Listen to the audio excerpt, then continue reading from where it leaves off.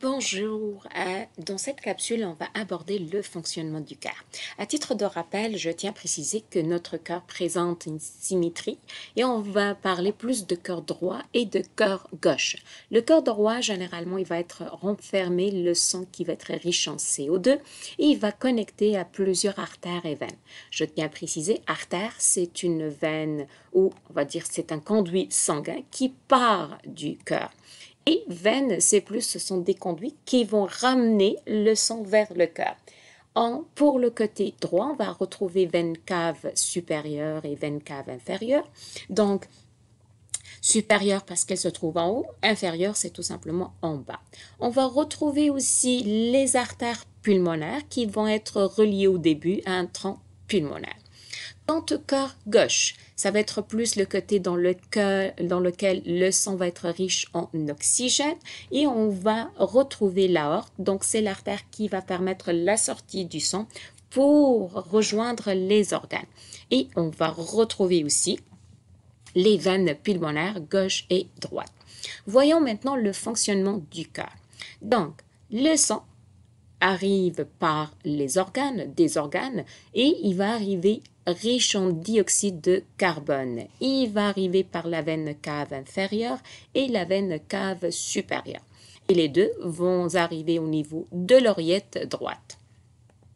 L'oreillette droite, à son tour, va se contracter, va envoyer le sang vers le ventricule droit et pour empêcher que le sang retourne dans l'oreillette, les valvules ici, la porte ici, va s'ouvrir une seule fois pour permettre cette descente. Et par la suite, ils vont se bloquer, ils vont se fermer. Par la suite, le sang se retrouve au niveau du ventricule droit qui va à son tour se contracter pour envoyer le sang vers le tronc pulmonaire.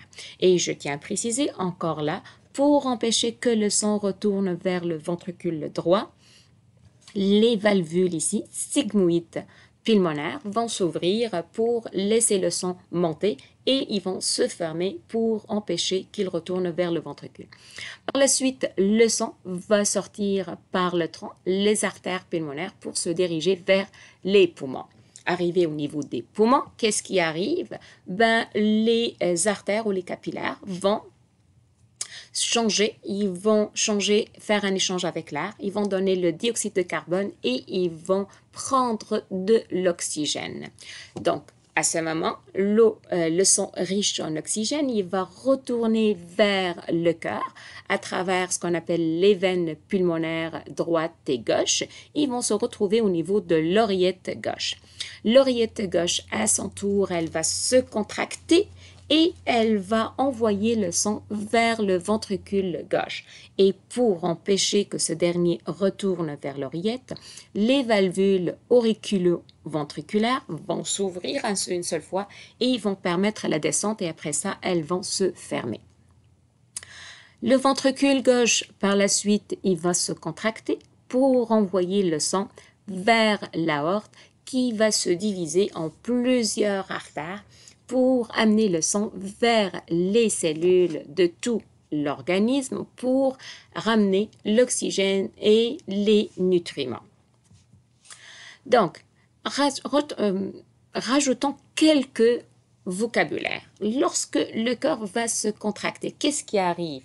Durant la contraction, les artères vont subir une pression très importante parce que le sang va sortir sous pression et cette pression, d'accord, exercée par le sang, on va l'appeler la systole. Donc, et cette systole, lorsque je la mesure avec un sigmomanomètre, elle va se situer entre 120 mm Hg et 140 mm Hg. Et après la contraction du cœur, qu'est-ce qui arrive? Le cœur va se relâcher.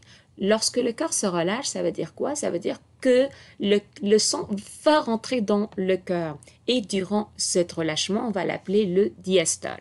Et encore là, durant cette diastole, durant ce relâchement, qu'est-ce qui arrive? La pression sanguine va baisser, alors aussi dans les vaisseaux, parce que la majorité du sang va se retrouver au niveau du cœur et on est capable de mesurer la diastole encore avec le sigmomanomètre et elle va être située entre 80 mm Hg et 100 mm Hg.